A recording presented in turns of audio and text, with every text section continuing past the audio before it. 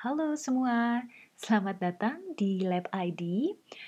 Nah, branding sama marketing itu emang sering ketuker dan semua orang pada dasarnya boleh ya beda pendapat.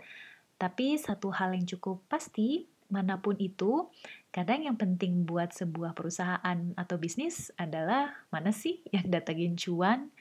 Oke, diskusi kita bakal bahas perbedaan branding sama marketing dan mana ya di antara keduanya yang punya potensi kasih cuan terbesar.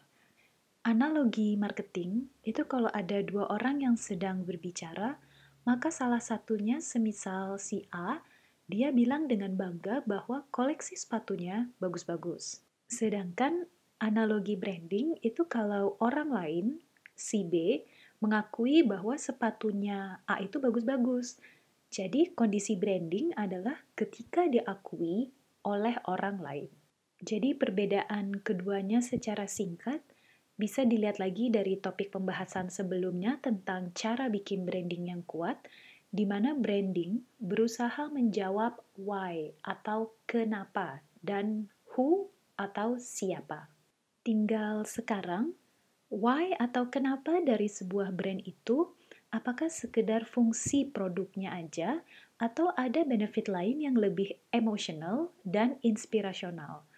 Nah, jadi branding itu mirip seperti hierarki kebutuhan Maslow, yang mana setelah kebutuhan dasar yang fungsional itu terpenuhi oleh produk atau jasa, maka kita akan terus gerak memenuhi kebutuhan di level selanjutnya, yaitu ke tahap emosional dan inspirational.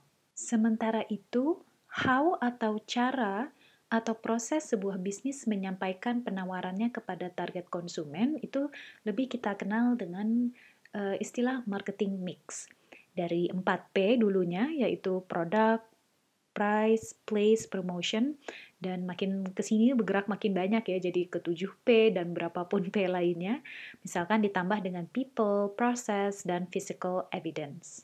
Jadi pertanyaan pentingnya itu adalah konsumen akan beli why, atau dia beli how, atau dia beli what sebenarnya yang yang diinternalisasikan dan diproses oleh seorang konsumen ya di dalam benak dan pikirannya itu.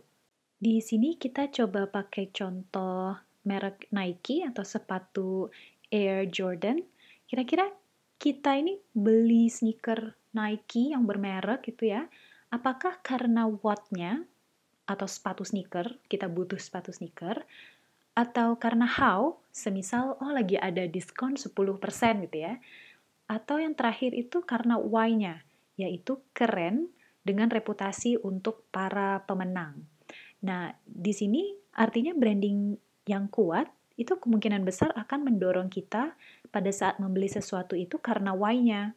Seperti Air Jordan ya karena keren dan relevan dengan kita juga merasa champion dan lainnya. Karena pastinya branding yang kuat itu punya makna lebih. Dia bisa ngasih manfaat inspirasional di luar fungsi mendasar dari sebuah produk atau jasa. Nah, akhirnya jadi kebayang kenapa ada beberapa orang tertentu yang memang rela ngeluarin uang segitu banyaknya karena dia udah setia banget sama brand-brand tertentu gitu. Ini ada berita di awal tahun 2020 bahwa pengoleksi sneakers yang paling fanatik gitu ya di seluruh dunia itu ternyata dimiliki oleh 3 perempuan yang ngoleksi lebih dari 6.000 pasang sepatu sneakers dan kebanyakan dari brand Nike. Inilah dimana potensi dan peranan brand apabila dia sudah sangat kuat, maka loyalitas itu bisa tanpa batas. Nah, sekarang kita coba contoh lain ya.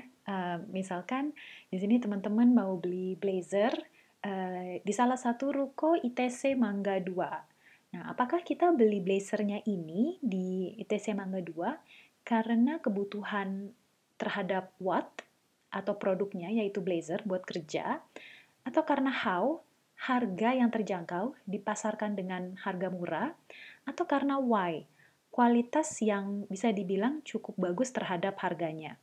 Nah, di sini artinya branding ITC Mangga 2 bisa dibilang sangat fungsional karena nggak jauh-jauh dari harga yang sebenarnya masih masuk ke marketing mix. Jadi begitu ada harga yang lebih murah, ada kemungkinan konsumen itu akan pindah dengan sangat gampang. Kalau sekarang kita lihat perbandingannya nih, langsung satu dan lainnya, branding bisa bantu ningkatin loyalitas konsumen karena banyak bicara tentang dorongan visi.